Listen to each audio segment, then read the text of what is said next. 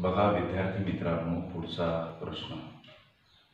एका आयताची रुंदी ही लांबीच्या 3/7 पट, त्याची परिमिती 120 सेंटीमीटर, तर क्षेत्रफळ किती? मित्रांनो, इथं रुंदी ही लांबीच्या 3/7 पट आहे. 3/7 इथं लिहा. याचा अर्थ 3 हे रुंदीचं गुणोत्तर आणि 7 हे लांबीचं गुणोत्तर.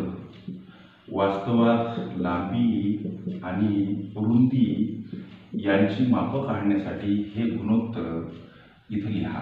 लांबीचं गुणोत्तर 7 आहे, रुंदीचं 3 आहे. वास्तवात त्यांची मापं काय काढण्यासाठी चलपद x वापरू. परिमिती इथं दिलेली आहे. आयताची परिमिती काढण्याचं सूत्र लिहा. ते सूत्र आहे मित्रांनो 2 कंसामध्ये लांबी अधिक रुंदी. लक्षात यायला तुमच्या. परिमिती 120 सेंटीमीटर इथं लिहा.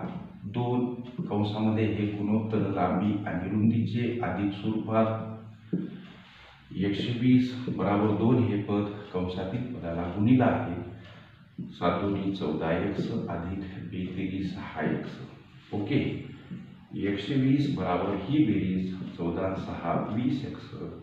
आता या 120ला हे 20 भागीला जातात. समोर राहतो एकटा x.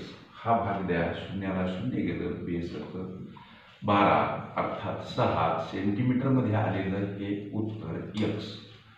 आलेल्या या x ची किंमत गुणोत्तरात टाका. अर्थात 7 गुणिला 6 42 सेंटीमीटरची लांबी, 3 गुणिला 6 18 सेंटीमीटरची रुंदी. आपल्याला प्रश्नात त्या आयताचं क्षेत्रफळ विचारलं. आयताचे क्षेत्रफळ काढण्याचं सूत्र लांबी गुणिला रुंदी. सर आता लांबी किती हो? 42 गुणिला हे रुंदी म्हणजे 18. हा गुणाकार करा.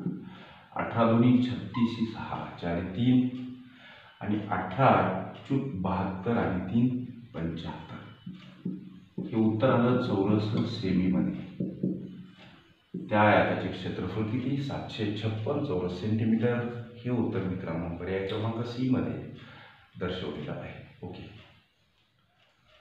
विद्यार्थी मित्रांनो, स्पर्धा परीक्षेतील प्रत्येक प्रश्नाच्या तयारीसाठी जरूर सबस्क्राईब, लाईक आणि शेअर करायला विसरू नका. रामकृष्ण.